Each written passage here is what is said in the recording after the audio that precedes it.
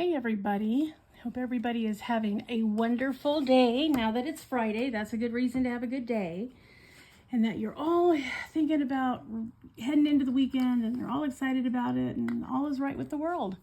If not, you need to do something special for yourself because, you deserve it. You made it through the week. That's reason enough, people. All right, so today we're going to do a little WIP N Chat and catch up with everybody. So be sure you tell me down in the comments how you're doing. What's up in your life? Where are you headed for next week? What are you doing? Is anything happening? What's going on? This is the larger of the two sizes of this particular canvas that I've been working on, so I can show you guys a comparison. This is the only section we have left, so hang on. I don't want to make you guys seasick, but I'm rotating around. We're going to work on this one today. Be nice if we could finish it, wouldn't it? That'd be so cool. But if not, well, we'll just keep at it till we do. All right, so how's everybody's weather?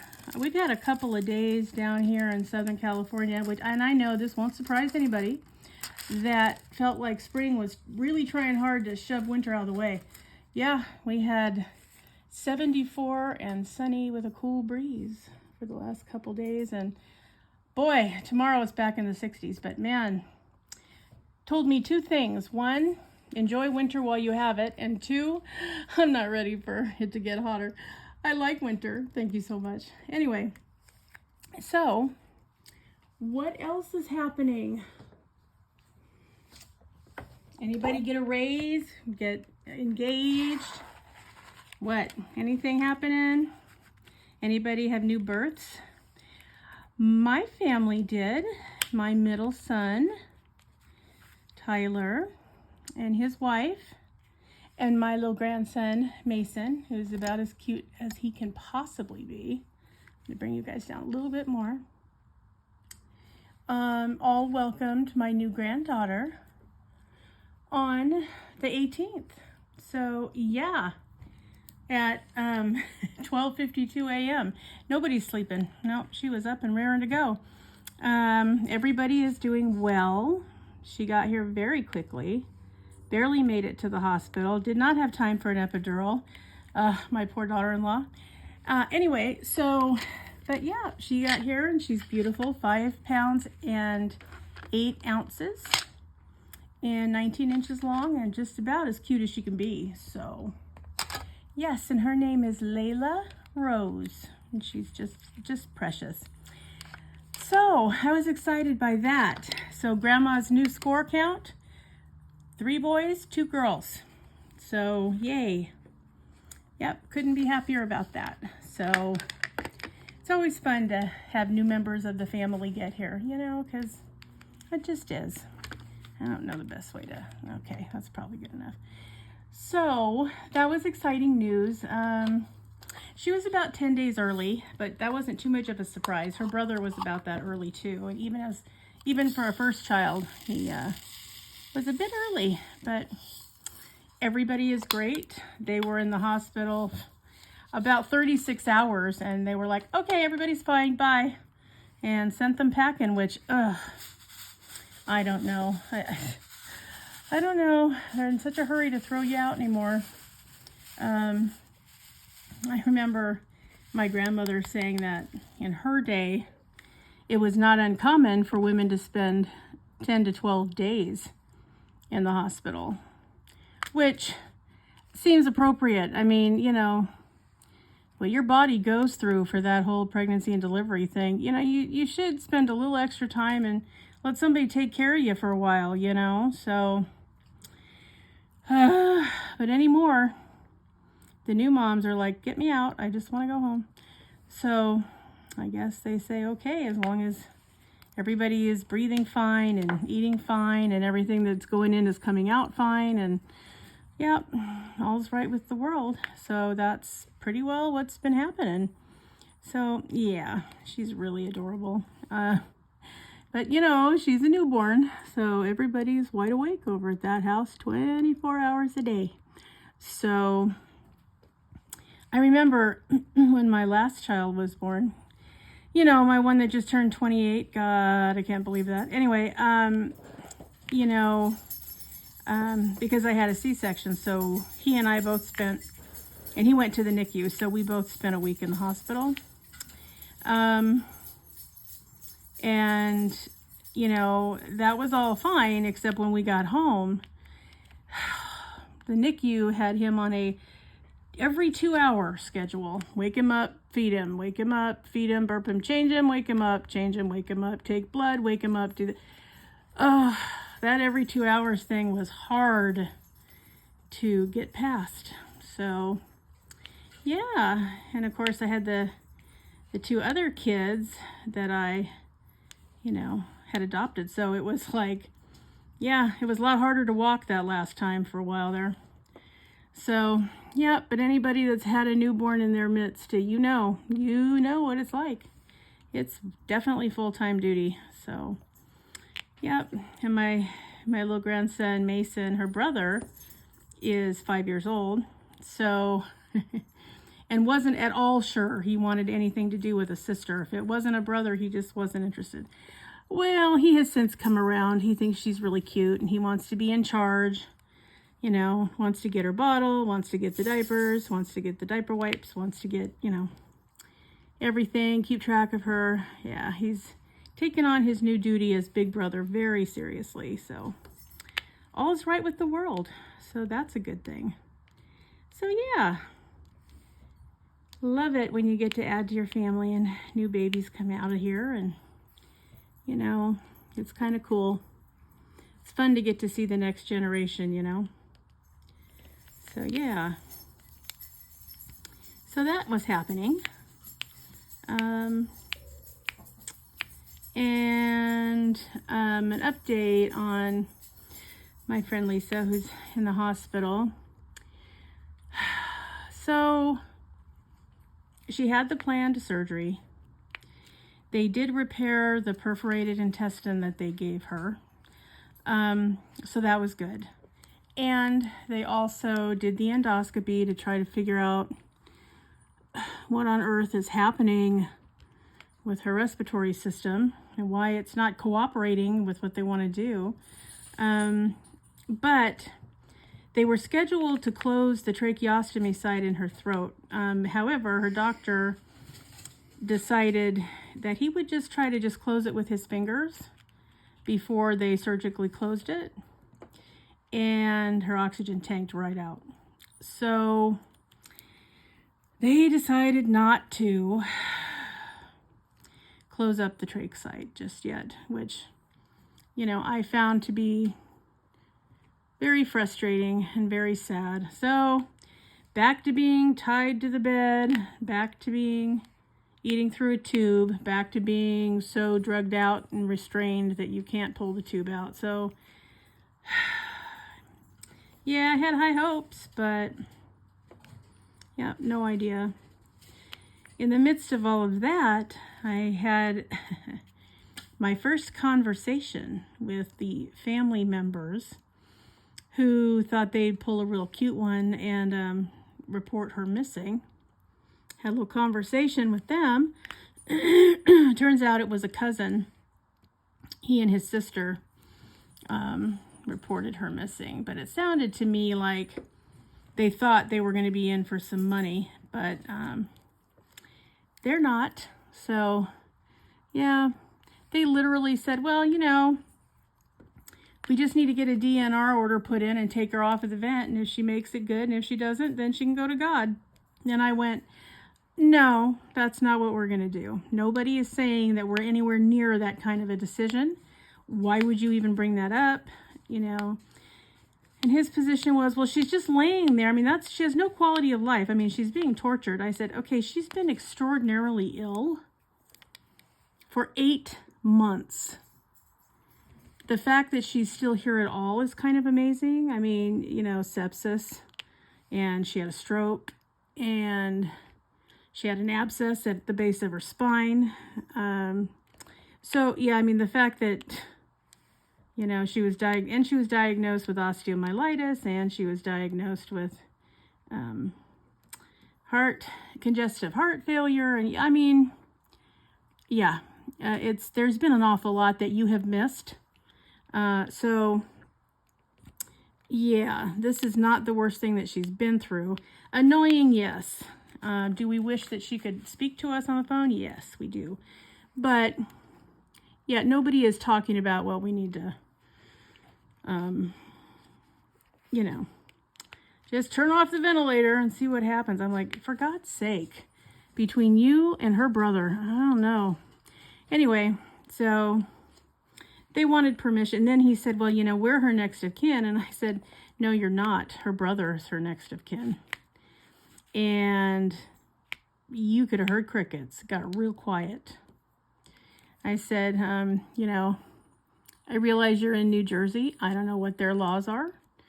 But in California, he's her next of kin. Meaning you're not anything except a family member. But you do not factor into her quote-unquote kin. So, yeah, that's where we are. But it sounded a lot to me like he wanted to cash in. Because she had told him that, you know, she had sold the house. And she, you know, went over it with him. And so he knew that she hadn't purchased a house because she hadn't been feeling well and this whole thing. And so he knows that money is sitting in an account. And he just figured, well, you know, she passes away, then he and his sister would put a little claim on there. I'm like, nope, you're not getting it. And neither is her brother. None of you are getting anywhere near it as long as you're on my watch. It's not happening. So you'll have to talk to her when she comes around. In the meantime, I'm keeping tabs on her. I am waiting for the doctor to get back to me, though. I mean, it's been like 3 weeks. It's just stupid. But, you know, when I call there, I mean, the nurse can tell me how she's doing on any given day, but it doesn't change. Like, every day, oh, you know, she's stable. She's still in restraints. But yeah, and she's sleeping most of the day. Well, yeah, if you're going to whack her out that badly on medication, she probably is sleeping most of the day. So, you know, it's not that I didn't agree with her cousin that her quality of life stinks, but I don't think we need to be discussing, you know, unplugging her. Like, that's a little ridiculous. I said, you realize she's 55 years old, right? I mean, technically, she should still be in the job market. Like, really? He goes, oh, I know, because I'm the same age. I said, well, good, then so am I. So then why are you even talking like that? Well, are they saying that she's going to get better? I said, well, their position is that that's what they're trying to accomplish. Now, I agree that they haven't been great at it, but yeah, nobody is talking about, well, we need to make, you know, arrangements and we need to discuss whether or not to take her off life support. Like, that's not where we are. So he wanted me to put he and his sister's name on the list at the hospital so, you know, they could call and check up on her. And so I looked into it, but a couple of things. Number one, the hospital does not like having multiple family members down. What they want to do is have, you know, one or two, and then tell those people, and then those people inform the rest of the people. I mean, that's really what they want to do. Well, here's the thing. I have issues with this hospital because they have tried repeatedly to get me to give them consent for procedures that she has already told them no, she doesn't want. And I don't trust these people. God knows what they would say now that I know what their position is. So I have no plans to do that. I did tell him he could talk to me at any time. I would tell him what I knew. But, yeah. I don't really trust the hospital since they've been trying to get consent and they know better. So, you know, and it's a different person at any given day, so you never have any consistency or follow through. So, you know, my goal was I was going to ask them, you know, can I put other family members down that can call and inquire about her, but are not allowed to give any kind of consent or lack of consent for any kind of treatment. But I didn't even get that far. And they were like, Yeah, we only deal with excuse me, just so many, individuals on a patient's chart because it muddies the water. And if we're in a real hurry and we have to hurry and get consent for something, we can't go down a list of 20 people going, now who are we supposed to ask again? So yeah, we would prefer not to do that. Okay, well, that was good enough for me. Don't need to muddy the water any more than it's muddy. Thank you very much. So that was a bummer that, number one, that they didn't get to complete the surgery that they had planned to do. And that number two, she's still tied up. She still can't even use her phone. She can't talk to anybody. It's just really frustrating. So I don't know. What may happen. I mean, there might come a situation where he's not that far off and that something may have to be discussed. And I hope to God that that isn't the case and that I never have to make that kind of a decision on her behalf. But as long as she has brain activity, we're not unplugging anybody from anything. So that's my position. And I never got a chance to even talk to her about, what are your plans or how do you feel about it? So, it's going to have to just be, my judgment and my decision and what I think is best for her. And I'm sure there are family members that are going to come out of the woodwork. She doesn't have that many left. I mean, she has this cousin and his sister. And they have an uncle who is 58 or 59 years old that lives in yet another location far away. Hasn't seen Lisa since she was an infant.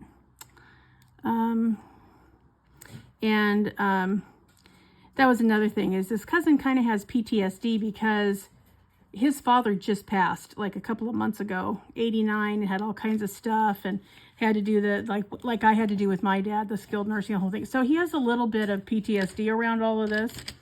So yeah, I don't need him assisting the situation. I think he's going to just make it worse. So yeah, feel free to call anytime if you need to talk to me or you want to discuss something, but no, we're not going to have that many chiefs and not enough Indians.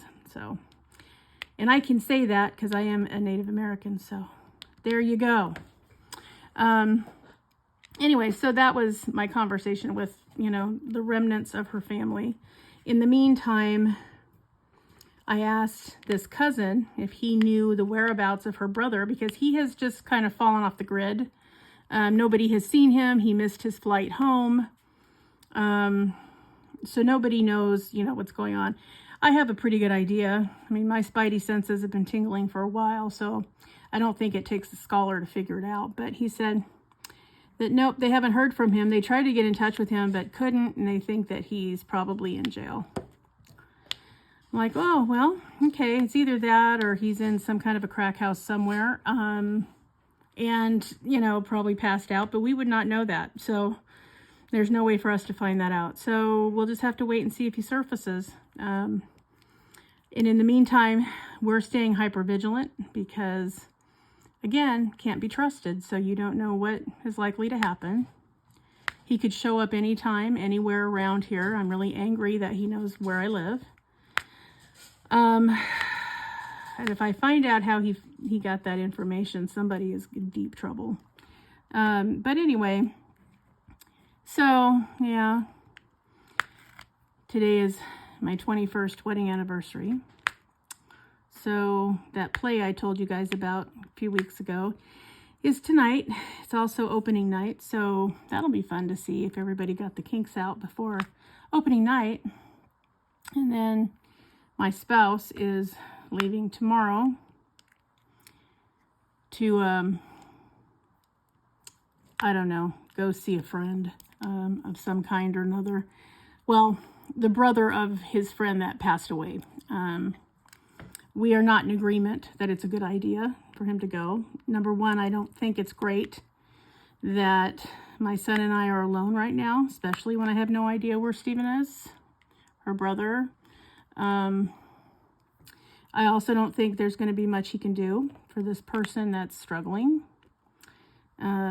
This person needs to be in a convalescent hospital, and the fact that he was allowed to leave the skilled nursing facility where social services placed him, just walk right out, and nobody bothered to check up on him. You know, and he's in absolute squalor, so that makes it even worse. So I don't know. I don't think that's something that my spouse will be able to do anything about. And I hate the fact that this might be the last time he sees him, and that's going to have to be the memory that's etched in there, especially after what I've had to go through with Lisa. Like, nobody should put themselves in that situation. So that's a whole thing. Not to mention my son and I having to take care of all 7 of these animals on a weekend is rough too, because yeah, I mean, you might even be hearing in the background, the dragons are out of control. They're just back and forth constantly in their tanks, being ridiculous, bobbing at one another, doing all kinds of gymnastics in there. And plus, I don't know what's going on with Miss Ruby. She was not this late last year. By this time last year, she had 3 clutches of eggs, and it's lay season is supposed to end at the end of April, so she hasn't laid a single egg yet, and here we are. Now, she went into brumation kind of late, so, you know, that's part of it. But, I mean, she's clearly got a bunch of follicles in there. I don't know what's going on or why she isn't laying them.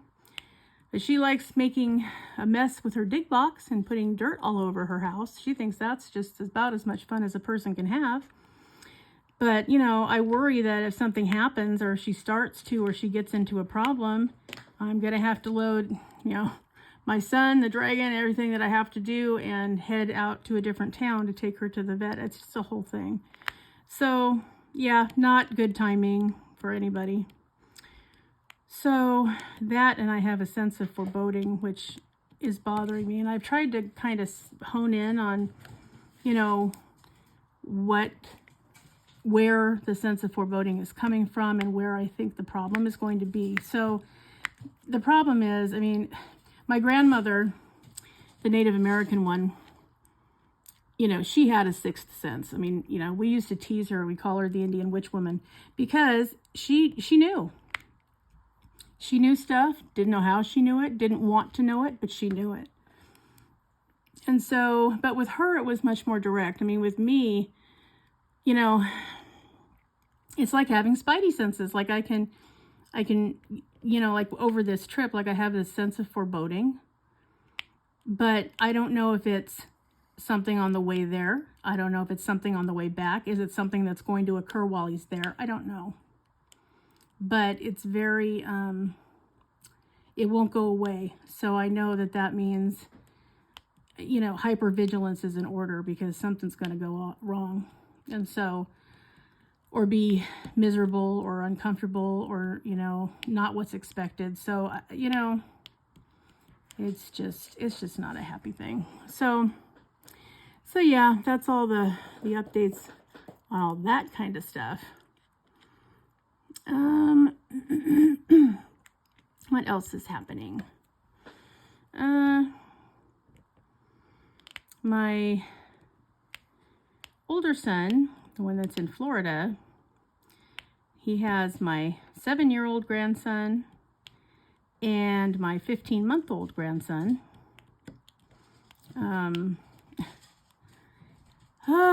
He's something else. He works for Marriott, and so he does event planning and guest reservations and stuff for the Marriott. So, you know, groups and businesses, 10 or more reservations at a time, basically, is how they define it. So he doesn't do like individuals that are, you know, hi, I want to stay at such and such a hotel for the weekend. No. But people that call and go, hi, so we're going to have a convention. There's going to be 200 of us, and we need this many rooms, and, you know, what's the best price you can get me? He's one of those kind of people. So he was real happy, oh, thanks, to find out that he made his annual quota at the end of last month. So that was a relief. I mean, you know, he has an amount he's supposed to clear for the Marriott for the whole year. And last year he didn't make it by a very little amount, but you know, he had a lot of personal struggles that were going on last year, and it really impacted his ability to work. So a lot of the reason he didn't make the quota was, you know, absenteeism. Things happened with his kids. He was breaking out of a really bad relationship with an abusive sociopathic woman. And yeah, so there were extenuating circumstances, but they didn't care. That wasn't, you know, he was living in his car for a couple of weeks. Like, there was just a bunch of stuff. And so anyway, he has smoothed that out now. And so that's not a factor. They still wrote him up for, you know, being gone, even though they knew why. But they, you know, they still did it. So, okay. But now this year, oh my gosh, he's everybody's, you know, he's everyone's darling, because he's already made a year's worth of commission in 2 months.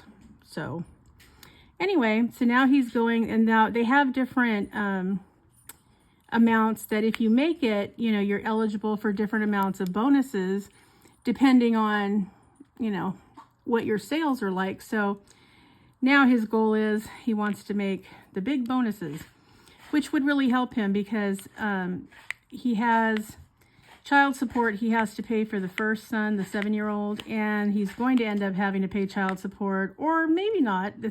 We're not sure yet. The court hearing for that case doesn't come until April. So, but that's all calculated on his regular income. So bonuses are just his money. I mean, it's really, which makes a big difference when you're paying 48% of your check in child support. So, yep. So anyway, that's all happening. So, but yeah, he just, you know, got back. He and his new girlfriend, she has an 11-year-old, so, which has been great for the 7-year-old, because he has a little sister at his mom and his stepdad's house, and a little brother, you know, with his dad and potential stepmom's house. So it's fun for him to go and have an older brother for a little while, because he doesn't have that. And it's great for the older boy because he's an only child. So he gets to, you know, be the big brother. So that's worked out well for everybody. They get along really great. So yeah, everybody is finally doing well. They took a little trip down to Orlando. They live in the Fort Myers area, so they, you know, had to drive south for quite a while, but they did, and everybody went, and everyone had a good time. So, yeah, everybody's good. So they're all busy. My son with the boys is busy because, you know, he's trying to finalize this child support and custody arrangement coming up in April. My other son just added to his family with the baby, so now he's got 2 kids instead of just 1, and he's trying to figure out how to be a girl dad. Like, all of that's new and interesting for him. So but he's very infatuated with her. He just adores her. So, and I gave him the speech because, you know, as his mother, I have to make sure that he understands, like, you know, you're very important in her life. You are the first man in her life. You are the first man to love her unconditionally. All other men are going to be compared to you. So you have a very important role to play for her.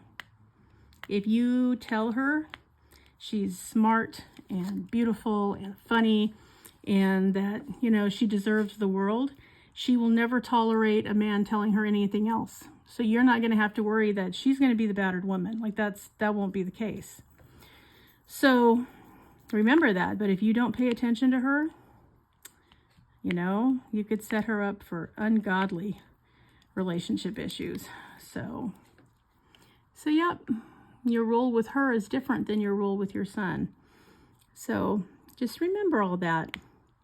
You are the one that's going to set the parameters by which she will determine what men are supposed to be like and what they're supposed to be for and what her role is with them and their role is with her. So yeah, you know, and it's okay if you're overprotective. I don't think that's a terrible thing. You know, you already love her, so she doesn't have to worry about, oh my God, my dad wasn't around. I don't know if he loved me or not. Yeah, there's none of that crap going on. Like, she knows you adore her. But you also are going to be a determining factor. So in a lot of this, he's like, well, isn't there any way to get out of it? No, sweetheart.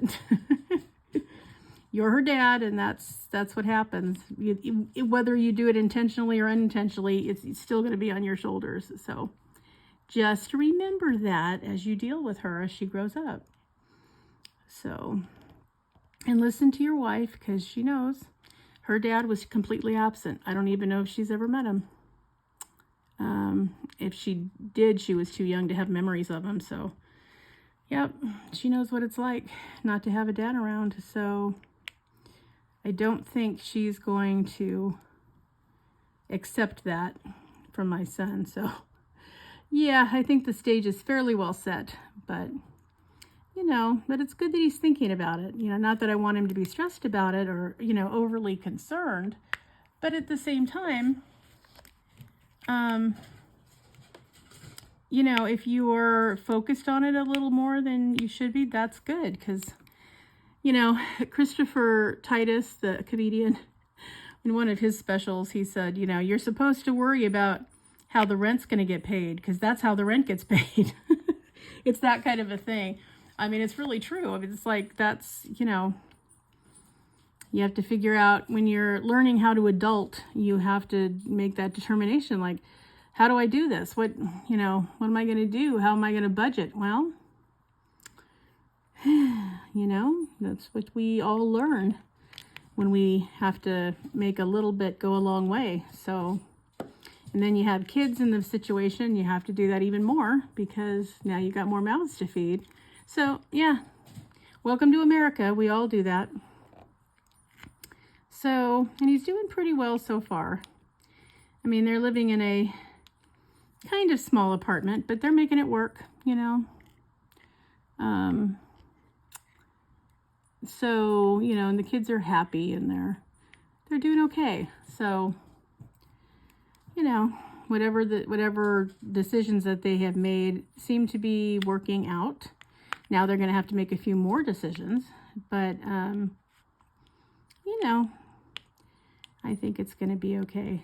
They're going to be all right. They're very resourceful. So, yeah. So, yep. So that's all going well. The meeting for my youngest son, my 28-year-old that's still in my house with me, that's coming up next week. So, yeah, I'm feeling some kind of way about it. Not really sure.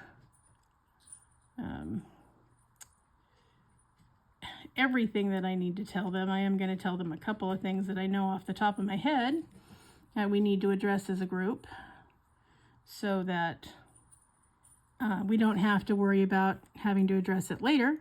So, but I don't think there's anything too painful. I mean, you know, that's the biggest thing. So, yep, that's coming up. So,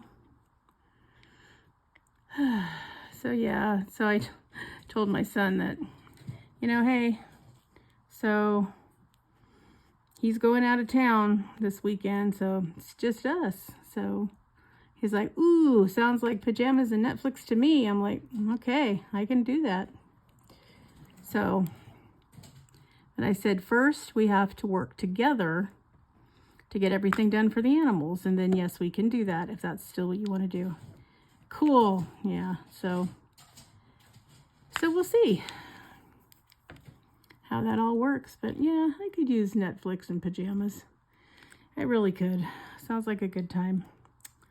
And I love hanging out with him because he's one of my favorite people on the planet. So, yeah, no bad there. So what is everyone else's plans for the weekend? Anybody going anywhere? Seeing family? What are you doing?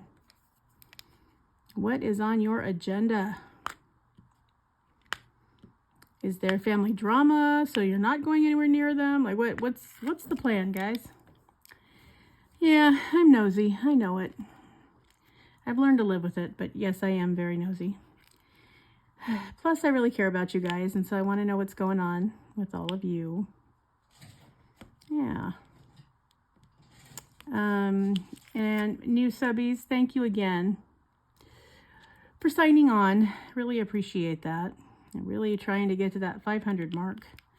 And I'm content with that. So, if I don't go anywhere after that, well, that's okay. But I really do want to get to that 500 mark. But, I also want to be able to keep track of everybody, kind of a thing. I have collected a number of prizes for the September event. So hopefully it will be fun when it finally gets here. I know it feels like it's taking a minute, but all of a sudden we're going to turn around and it's going to be like, oh my God, it's next week. And then what will we do? We'll get ready to really enjoy ourselves.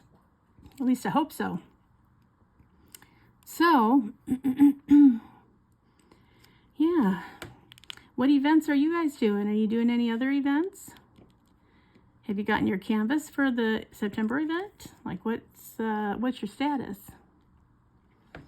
I had one that I thought I was going to do, and I think I still am, but boy, there have been a couple of canvases that I've gotten recently, and it just makes me go, oh, I just want to do those right now. So, and I know you guys feel that way, because every time I see somebody do an unboxing, they're like, oh, I got to kit this one up. Yep, I totally understand. Yes, indeed. And I think if you feel like kitting it up, you should, because again, multiple WIPs all the time. And then you can decide which one you want to do on any given day. I think that works way better than, gee, I'd like to work on that, but oh, I haven't kitted it up yet, so I'm gonna have to pass on that one. No, you don't have to pass. Come on, get that sucker up. Get it going. Because sometimes that's the discouraging part. If you haven't done the kit up yet, even if you had, half an hour or an hour to work on the canvas that you love, you wouldn't be able to, because it would take you at least that long to go ahead and get it ready to work on. So, I'd rather go ahead and have multiple canvases kitted up and ready to go, so that when I do have a couple minutes, I can take a look at all the options and go, ooh, I want to work on that one. Oh, no, maybe that one. Ooh, maybe this one. Okay, I'll work on this one, but then tomorrow I'm going to work on that one. Because once they're, kitted up, they're ready. All you have to do is sit down and diamond paint. It's not like you have to do the whole kit up thing to get it ready to diamond paint. Well, by then, whatever time you had might be over. So yeah, I think definitely, kit those canvases up. If you've got multiple storage systems so that you can kit up more than one at a time, oh my God, do it. Yeah, do it. Because then the hard part's done. Once you have the kit up done, it's like, now I can work on any of these that I have ready to go. I just have to decide which one I want to work on. I'm telling you, it's the only way to go. So yes. So if you happen to know the answer to this question, leave it in the comments, because this is going to be funny. How many WIPs do you currently have going? If you know how many you have right now, put it in the comments so we can all chuckle, because chances are a lot of us have a lot of them going. Donna over at Diamond Art Joy, my Sagittarius sister, talked me into going with the same canvas that she's doing for April's Wings and Things event with Eileen over at Diamond Crafts by Eileen. So we're both going to be doing Lightweaver from Diamond Art Club. And I looked at that again today and I went, okay, now I've already kitted it up. It's ready to go. So as soon as April 1st gets here, and start just plowing away at it. But I'm looking at that going, that's going to be an open WIP for a long time. So, I mean, and that's okay. It doesn't, to me, it's not a question of, well, how much can you get done in a 30-day time frame? Too many factors in my life to even worry about that. I'll just work on it till it's done. It doesn't matter if it takes me a month, 6 months, a year, 2 years, it doesn't matter. It'll be finished when it's finished. But yeah, I do have WIPs hanging up all over my house. I still have the other half to go of Dragonheart that I did for the February event from the one with the diamond art. That's a Jasmine Beckett Griffith. And so I'm halfway on that one. I have the rest to go. Then I have this new one kitted up, ready to go. Plus, I still have the dragon coasters that I haven't been able to finish the other half of. Plus, I also have the paint gem set that is halfway completed. So, and then I have this canvas that I'll hopefully be finishing today or tomorrow. And then I've done one section of the pastel dragon, which I'll show you before we're finished, that I'd hoped to finish before the end of the month. I don't know. I still might. We'll see. But anyway, that's a lot of WIPs, guys. So, and I'm going to kit up that beautiful dragon that I'm going to substitute the ABs in because I'm dying to try working on that. So, yep, that's me, multi-whipper. That's what I am. But it's also a lot of fun because not only are all of the canvases that I just named and all of the projects, all of them are fun, but they're all pretty different. And so I get a chance to kind of go, okay, this is what I would like to work on today. And then I can just see what fits the bill. If I want to do a lot of sparkly, then maybe I'll work on the dragon that I'm putting all those ABs in. Or do I want to work on, one of the other ones that have been kitted up and I've been working on for a long time? Or, do I want to work on something with dragons? Do I want to try something that's not dragons? Because I've been doing dragons almost exclusively for 2024 because, Year of the Dragon, which makes me happy and makes my little toes tap because you guys know dragons, yes, in all ways, shapes, and forms. So, okay, do I want to kit something up, a smaller one? Do I want to kit up a partial so that I can actually complete something and feel like I finished something? Maybe. I don't know. I mean, that's half the fun of diamond painting is getting to make some of those decisions. I think it's awesome. I feel so badly for people that stress out so much and put themselves under so much pressure to determine whether or not, they can only do one WIP at a time and I have to finish it and I have to make sure that I do it in this certain time frame and this. I'm like, wow, that makes diamond painting sound too much like work. Like, this is supposed to be fun. This is a hobby. If you're putting yourself under that kind of pressure, wow, step back, take a look again and realize that it doesn't matter if you don't finish something in a given time frame. What's going to happen? Nobody's going to die if your diamond painting takes you more than 30 days. Like, stop. I don't know. I've heard so many diamond painters recently, like, I don't know. They act like there's, a bomb at the end of the timer if they don't get stuff finished, which, it's just a shame. It's sad because for me, that would detract from the hobby. I don't know. I don't have quite that level of OCD. I mean, I have some. I like to finish what I start, and I will, but it doesn't matter to me if the finish takes a little longer than someone else thinks it should. So, yeah, that's what that's about. And I just lost my the little piece to my little stopper piece. I'll have to cut a new piece of scrunchie. So, anyway, that's, an observation. So, but I would tell anyone who was feeling under pressure to say, really stop doing that, because there's no legitimate reason to stress yourself out. And I mean, you don't see a lot of people that are, you know, say watercolor painters freaking out. Like, oh my God, if I don't finish this painting. Like, no, that doesn't, you know, that's not a thing. So, I don't know. What do we tell these poor people that are so stressed out because their diamond painting's taking a little longer than they anticipated?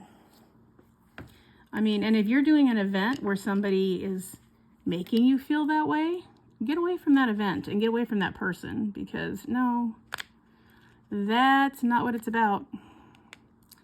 So, yep. I always think it's sad when somebody's appearing to be so stressed out by this hobby, which is really fun, and it's supposed to be fun.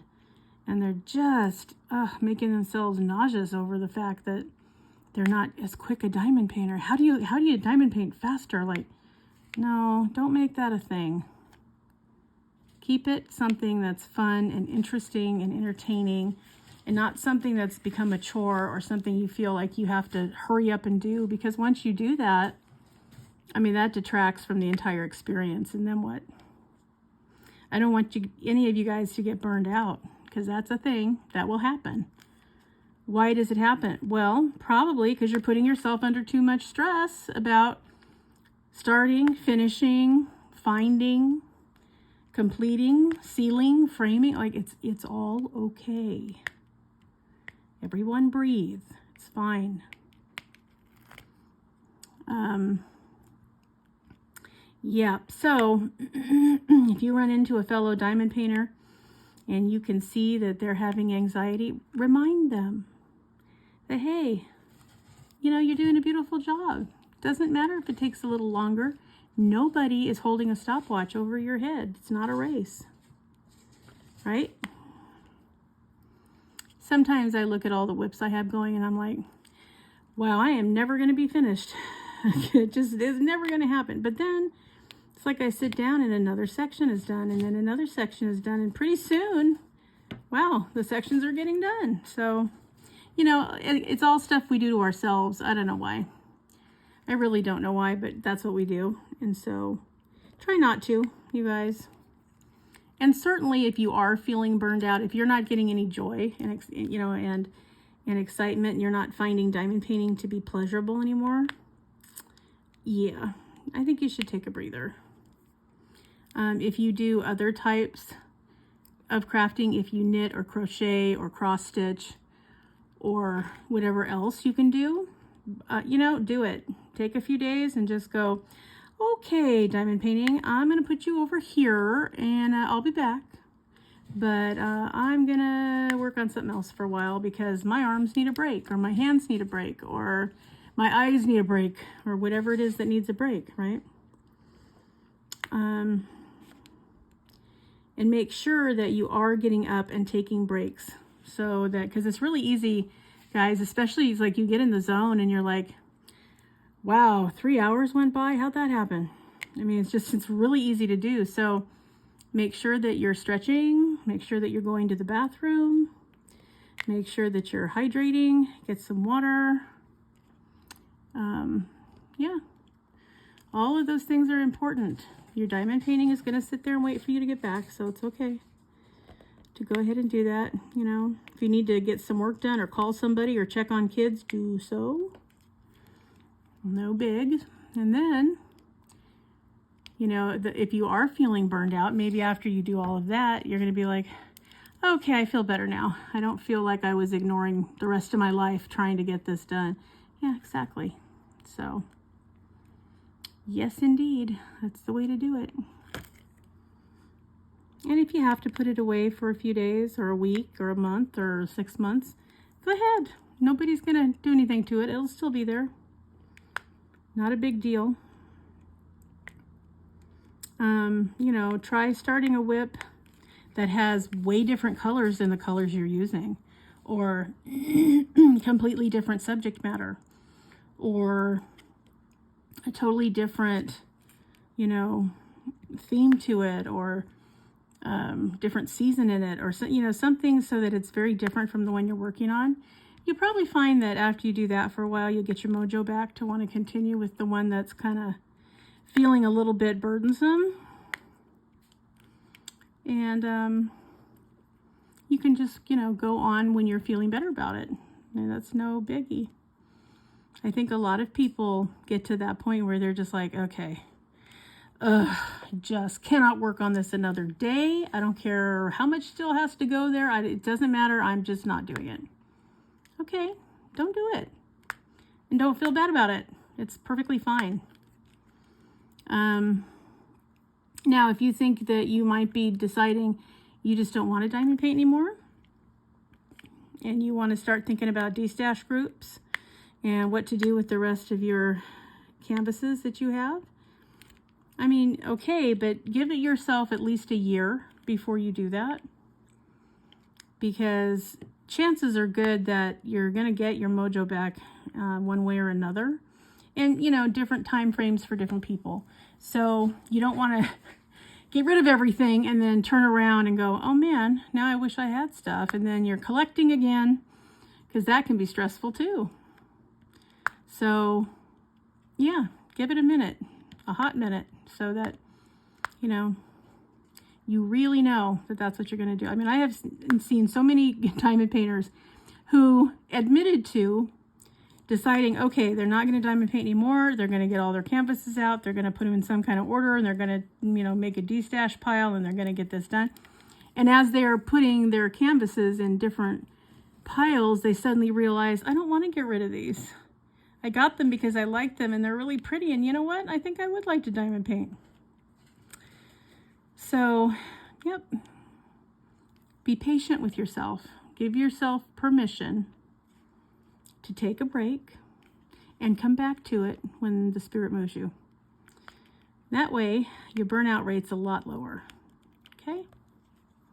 Because I don't want to see anybody leaving the hobby that really doesn't want to leave the hobby. It's okay to be frustrated. I mean, we all get those canvases where I'm like, really?